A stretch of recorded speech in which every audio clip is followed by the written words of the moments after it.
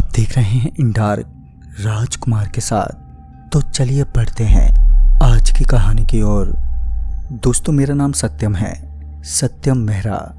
हमारी एक joint family है जिसमें मैं, मेरे दो भाई, एक कज़न ब्रदर, कज़न सिस्टर, चाचा चाची और दादा दादी, मौसा मौसी, हम इतने सारे लोग एक परिवार में बड़े सुकून से अपनी ज़िंदगी बिता रहे थे। पर हमें क्या पता था कि एक फैसला हमारी ज़िंदगी को इस कदर तबाह कर देगा।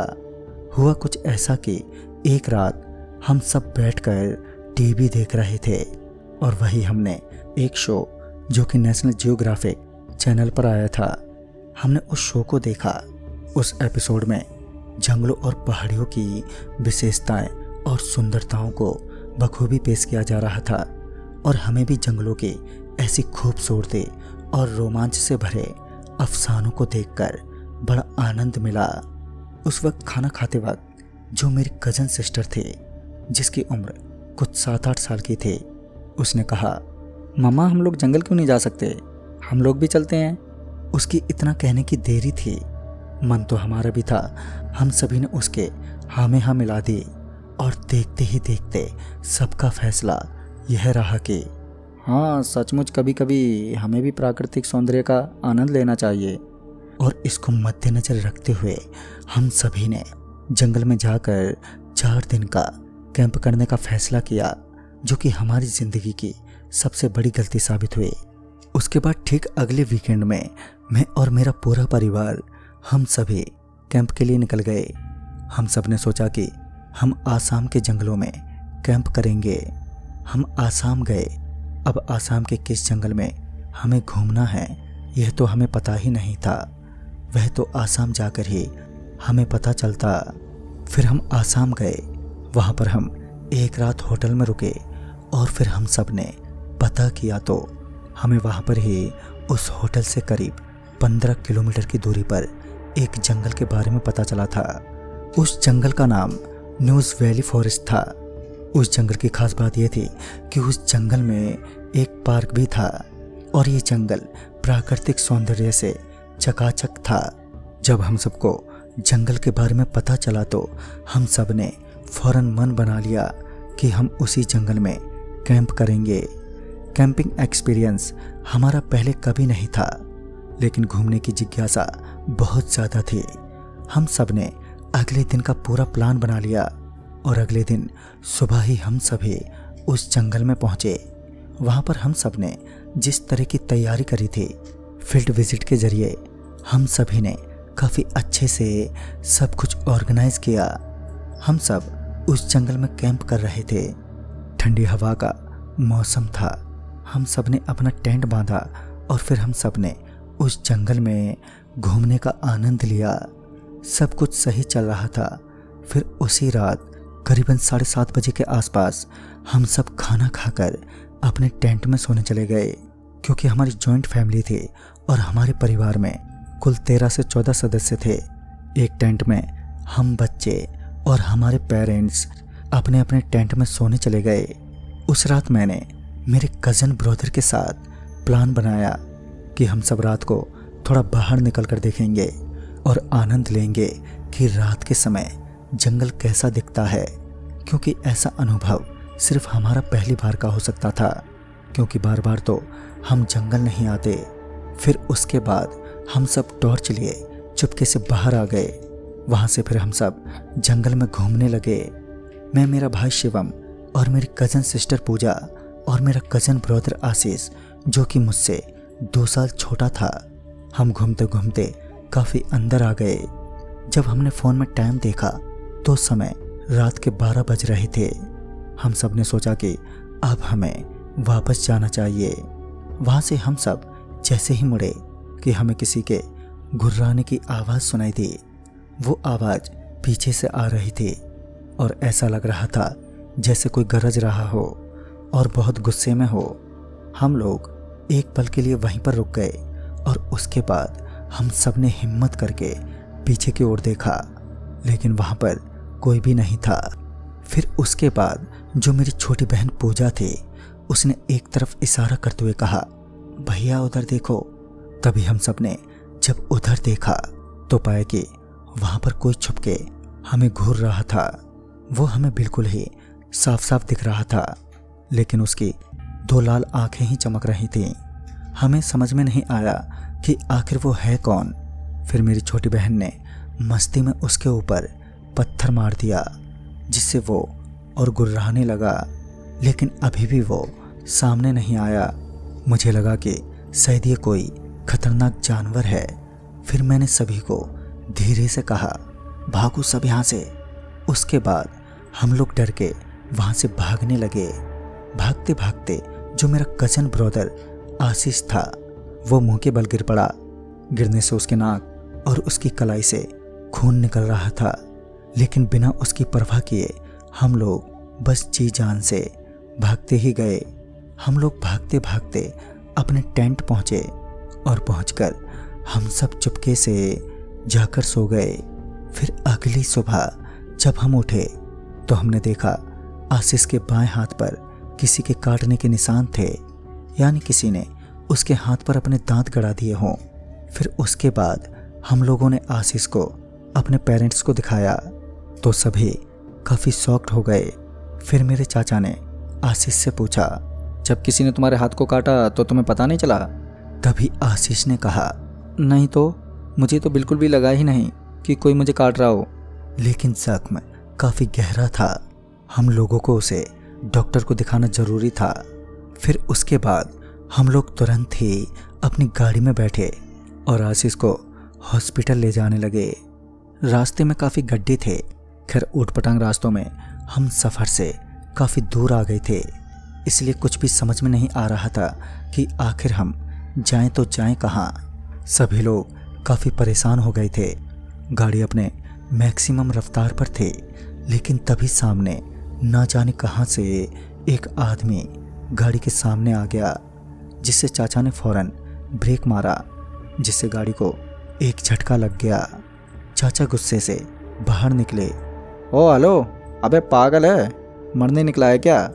मेरे चाचा काफ़ी टाइम तक उसे चिल्लाते रहे, लेकिन वो बस अपनी गर्दन को टेढ़ा किए चाचा की तरफ एकटक देखे जा रहा था।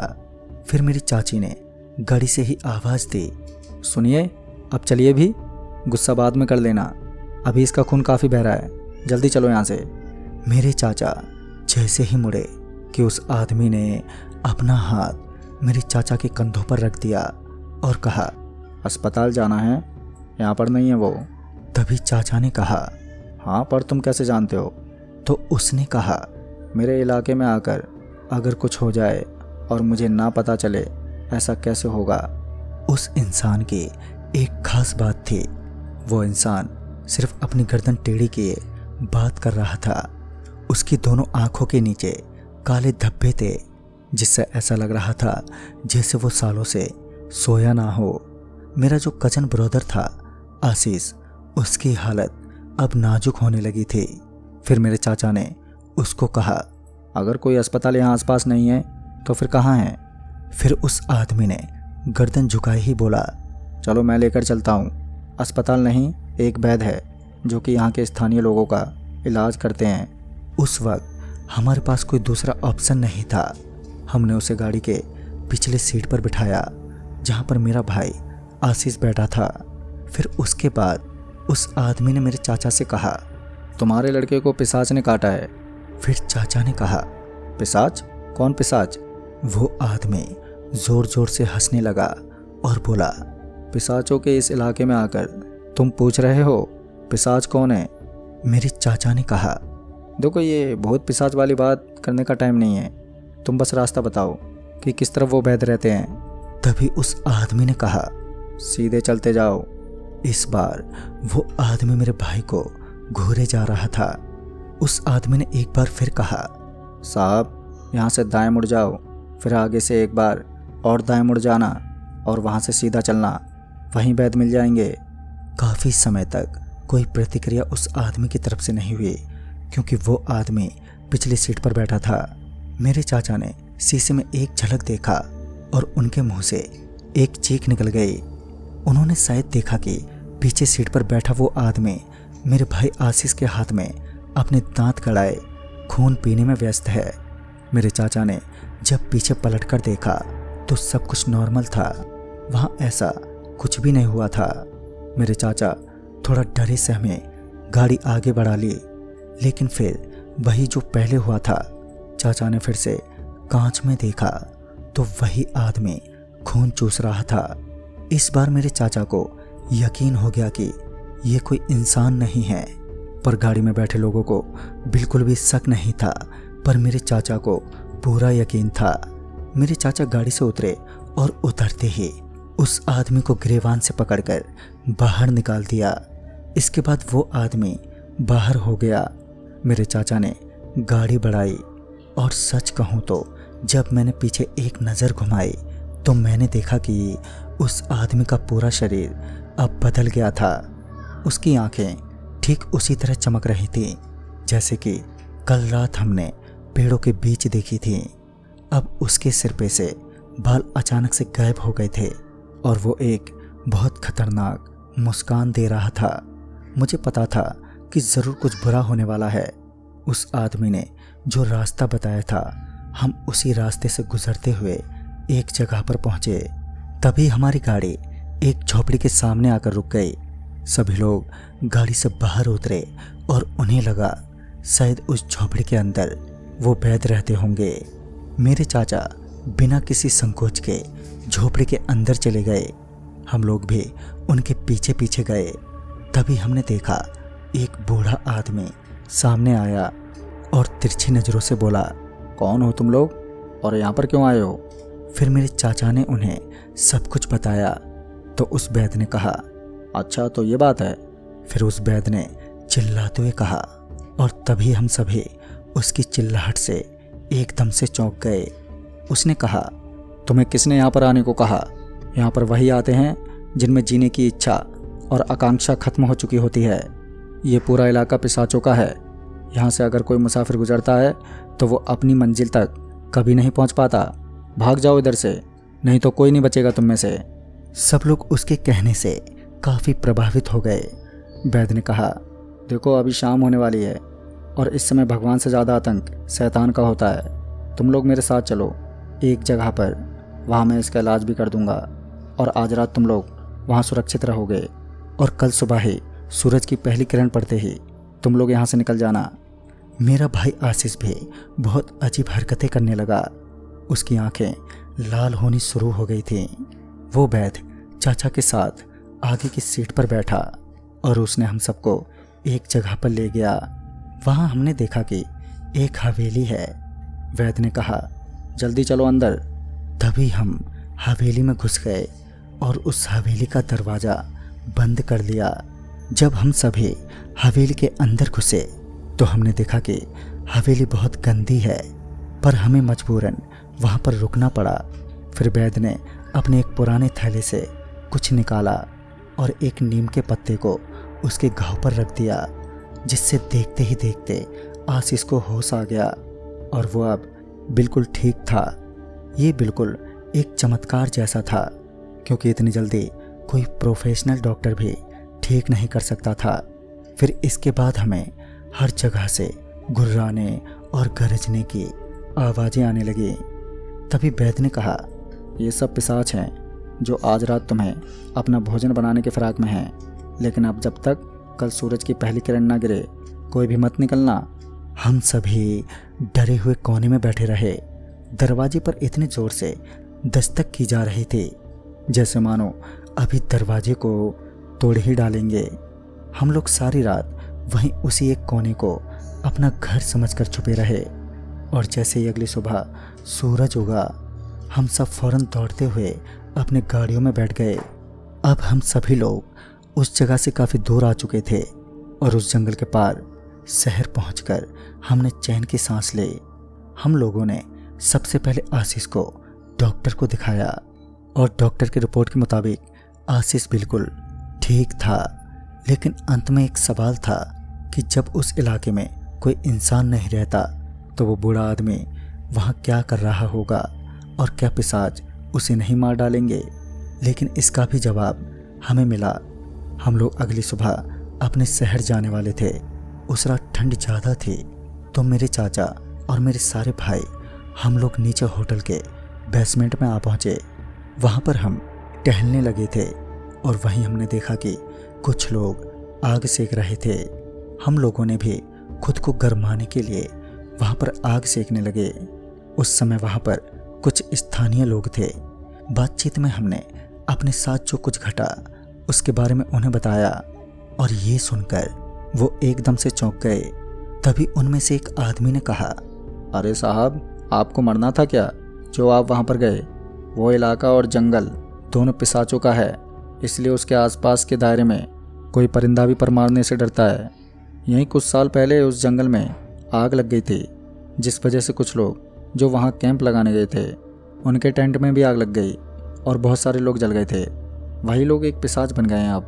अब जो भी वहाँ पर पिकनिक या किसी स्टडी पर जाता है तो उसे वो पिशाच भी अपनी खुराक बना लेते हैं और उस आदमी को अपना जैसा बना देते हैं। वो जो बूढ़ा आदमी आपको मिला था, कहते हैं वो इन पिशाचों से अलग है। वहाँ फंसे हुए लोगों को वो बचाने में मदद करता है, लेकिन उस बूढ़े आदमी का पता लोगों को जल्दी से मालूम नहीं पड़ता।